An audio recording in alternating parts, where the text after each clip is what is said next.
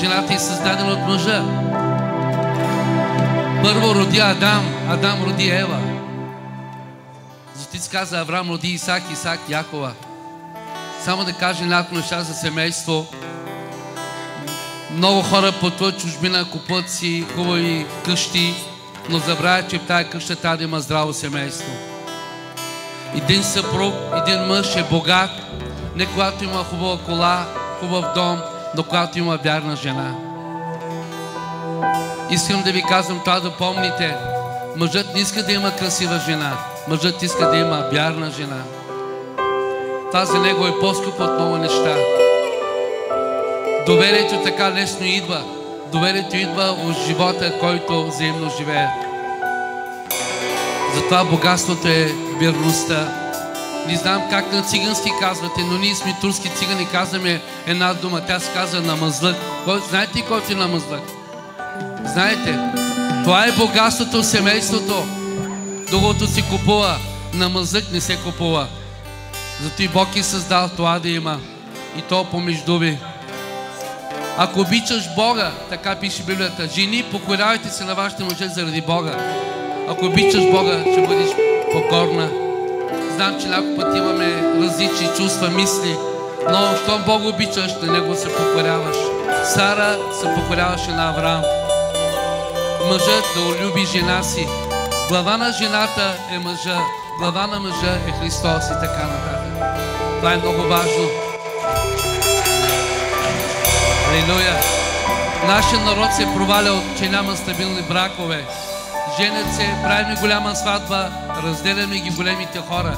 Деца остава сираци, няма вярност. Между има радост, ето има душманлък, така ли е? Но отговорът е да помагаме да живеят младите хора. И големите, те, които сме на възраст, аз имам 5 деца, 14 внуци, сега имам правнуче вече. Но моята жена си е моята жена. Моята жена е господарка в моя дом. Снаха ми да е господарка в своя дом. Дъщеря ми в своя дом. Моята жена е кралица в моя дом. Няма значение. Обичам снахата, ще помагам на снахата, а на дъщерята. Моята жена, тя е твоята кралица. Тя е най-красивата, тя е бъдещето. Това е важно. И зато и вярвам Исус да е между вас. Исус, когато е между вас, когато свършва силата ти, от Него ще искаш, Той ще ти дава, ти на Него ще даваш. И на тебе също. Някой път няма настроение, някой път уморена, винаги минават лоши мисли. Като минават лоши мисли, Исус е между вас. Вземаш от Исус, даваш на нея. И внимание, и любов, и грижа. Аз съм изследвал жените, какви мъже харесват. Много години. И се чувам и глупавите хора, ако казват, че искат богат мъж, такъв мъж. Не е вярно. Знаете ли жените какъв мъж искат? Жената иска мъж, който да има сигурност за живота й. Мъж, който да защитава, мъж, който да обича. Това е важно. Жените искат сигурен мъж, който няма да ги изостават, ще обича. И изгорели манджи да направят, пак ще кажат най-вкусната манджа. Манекенки да минават, ти си най-красива. Това иска една жена. Алелуя! Всичко другото е филмове. И аз ти питам пред Бога и при служителите. Приемаш да я обичаш, както Исус обича църквата. Не както нашия менталитет, роми, турци с жените си. Обичаш ли я? Вземаш ли я за жена? Да я пазиш. Който обича жена си, себе се обича. Аз се моля за вас в Германия. Нали? Обичаш ли я? Обичам я. Цял живот. Ще я пазя и ще я обичам. И ще се грижа до края на живота. Амин. Алелуя. Така се казва материята, така се казва Библията. Мъдрата жена съгражда дома си. Жената иска ли, пари спестява, килими купува, пътеки купува, пердета купува. Жената винаги, преди да слага да ядат, ако мъже няма, една паница първо за него оставя. Моята майка си удари таза и мина операция, беше на количка.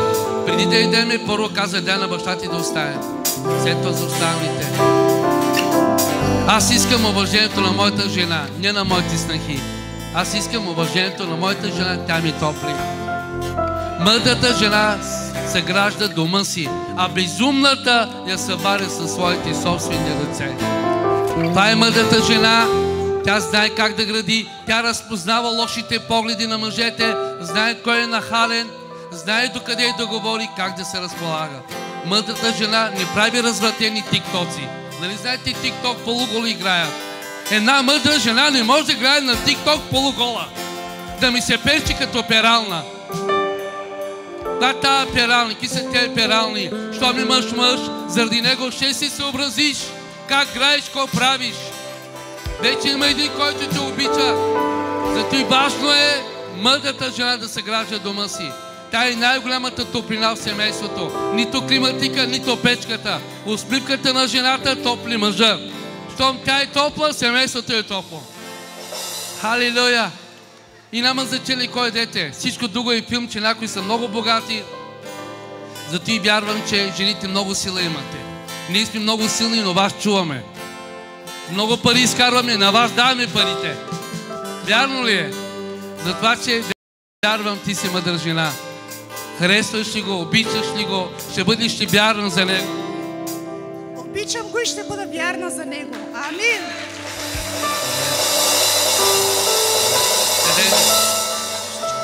Айде, може ли всички да ги благословиме? Нали знаете, братя, пастори, служители, ние имаме сила, като се молим. Те втори път се женят. Зато и трябва да има здраво семейство. Айде да ги благословим. Къде е Господната? Дайте я, бе. Айде. И пръстените дайте, бе. Нещо хубаво става. Здрави семейства, здрава църква. Силна църква, здрав народ. Народът става благословен. Лице, кой е влюбен. Така да ви снимат. Тук съм. За теб съм. До теб съм. И когато Бог създаде мъжа, и Бог видя, че мъжът нещо му липсваше. И тогава Бог видя човека и каза: не е добре човека да бъде сам. Аз ще му създам помощник. Помощник, който ще бъде с него. Помощник, който ще го пази. Помощник, който ще го обича. Помощник, който ще се грижи за него. Помощник, който ще му дава съвети. И благодаря на Бога, че наистина ми даде правилния човек. Защото добрователната жена, добрата жена е от Бога, която изгражда семейството си. Халелуя! И когато Адам видя жена си и каза на жена си: тази част от частите ми, тази от гостите ми. Халелуя! И това си ти. Ти си моето ребро. Ти си моя живот. Халелуя! Халелуя! Ще кажеш. Сега те ще вземат Господна, само да обясня нещо. Когато ние приемем Бога, нямаме право да споменаваме стария живот на нашите партньори. Аз нямам право да връщам назад миналия живот на жена ми. Нито тя има право да споменава моите стари грехове. Жена ми не е расна на небето като ангел. Тя е раснала в махалата. Може би като момиченце имаше приятели. Асан, Иван, Драган. И аз си съм раснал на небето. И аз съм имал сигурно приятелки. Айше, Драганка, Петканка. Много хора римнуват. Се робят, мръщат миналото на жените си, на мъжете. Когато Бог прощава, Той ни споменава. Като се каза: ни давайте място на дявола, нямаш право да мислиш старите неща да връщаш. Теб не те интересува миналото. Той е погребан с Исус на гроба. На кръста умря, на гроба беше погребан. Миналото не може да връщаме, но миналото може да ни дразни. може да ни кара да римнуваме. Нямаме право да говорим миналите неща. Колко хора разбирате това? Разбирате ли това? Нямаме право да говорим миналото. Всеки се грешава, всеки е раснал на земята. Сега ще дават Господ на служителя. Вземай, това е хляба на... Това е хляба, тялото на Исус, който се разпъна за вас, да бъдете единни.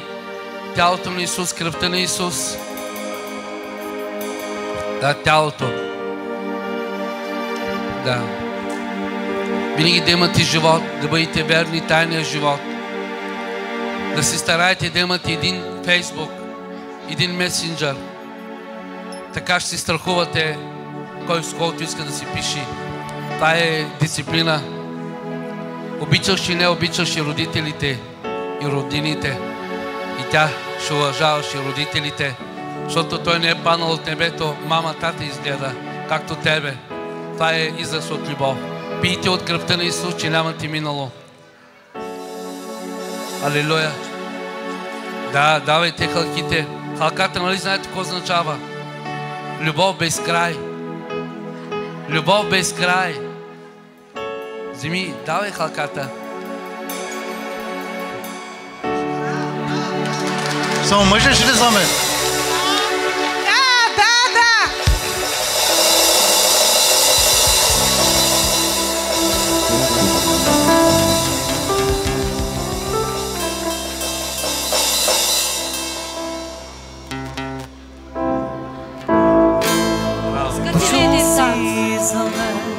Браво! Нещо стана. Вие света ще променяте по този начин. Айде да правим един танц да граете духовен. Айде духовен танц да грая.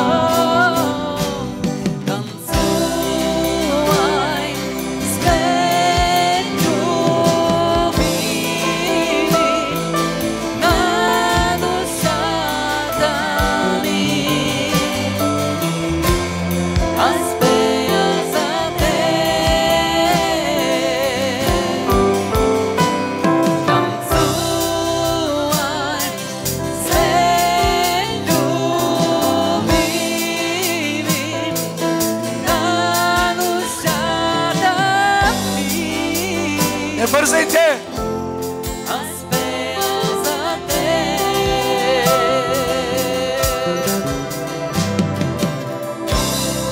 Аз тръгвам с теб, моя любов и мой прекрасен. Премина студа и пролета е дошла. Аз тръгвам с теб, моя любов и мой прекрасен. Премина студа и пролета е дошла. Господ Бог да ви благослови. Абе, братя, защо бързате да се прибирате? Ало, пастори! Ничайте. Сега това всеки ден женитба ни става. Така ли е? Татко, благодарим ти. Ти първо си създал мъж и жена. Благодарим за това, че те са толкова открити и толкова са желание стъпват в брак и да са заедно. Благославяме ги. Пази ги от сатаната. Пази ги от изкушения. Пази ги от неправилни хора. Нищо в този свят да не ги раздели, но да са единни, да се обичат. Затова ти каза, тази тайна е голяма, нас горе за Христос и за църквата. Мъже, любете жените си, както Христос возлюби църквата и предай себе си за нея. Покриваме ги с кръвта на Исус и със Святия Дух. Нека Бог да бъде за мен, да имате прекрасни деца, да имате успех и нищо от този свят да не ви раздели. От днеска ние ви обявяваме за мъж и жена пред Божия народ. Така е. Аре, пасторе. Ела, бе. Пастор от Свиленград, Мишо, ела да кажеш нещо. Ще дойде време, когато напускате родителите, започвате живот, ще ви напускат приятели, ще ви напускат деца. Вижте какво се случва. Може ли сега да напускаме това? Другия пръст направете така, може ли? Може ли така? Така? Може, така може. Обаче, там където Бог ни съчетал, никой няма право да ни разлъчи. Бъдете благословени, следвайте Господа и никога не забравяйте, никога не бъде в мисълта да се разделяте. Господ, намирай на благодата да бъде в живота.